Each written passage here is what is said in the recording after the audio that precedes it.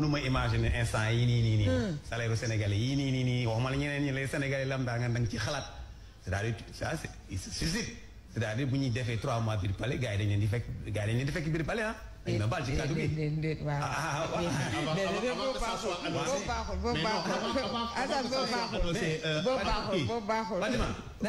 mais Fatima les gens mais moo tax nag c'est voilà c'est important. li mu wax nga xam si ne moom en tant que journaliste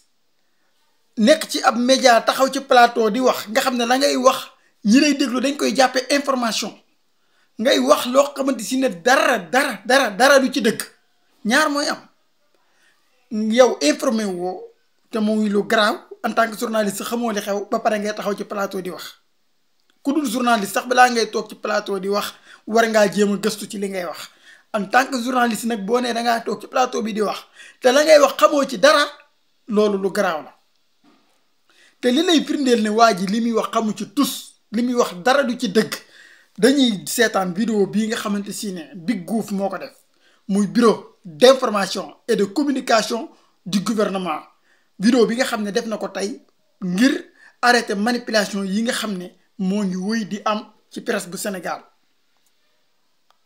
gannaaw ba Cour des comptes fësalee rapport d'audit bi mu def jëmale ko ci ni ñu yoree woon koppar réew mi atum 2019 jàpp atum 2024 li ci tukkee di ay jafe-jafe yu tar yu dal gafaga réew mi nguur gi di xamle ni jël na yenn ci ay matuwaay ngir gën a ñoŋal dund ak dundinu askan wi bokk na ci wàññi salaire ministre yi ak DG yi dindi yenn subvention yu jëm ci ndox courant ak carburant yi ñu doon defal yenn entreprise yu mag ak yenn service yi loolu ngir gën a mën a jàppale sénégalais yi nga xam ne seen loxo jotul seen digg ginnaaw gannaaw loolu nguur gi dina sumb ay waxtaan ak syndicaliste yi jaarale ko ci dialogue social ngir ñu déggoo ci ay kàddu ku nekk gi ci sa bopp ba ñu génn ci jafe-jafe yi nguur gi dina amal lu ñuy woowee rationalisation yenn agence yi maanaam boole ay agence yi mën a ànd bokk lu ñuy def dem ba ci dindi yenn agence yi nga xam ne bu ñu leen wàññee du indi ay jafe-jafe ci doxinu réew mi.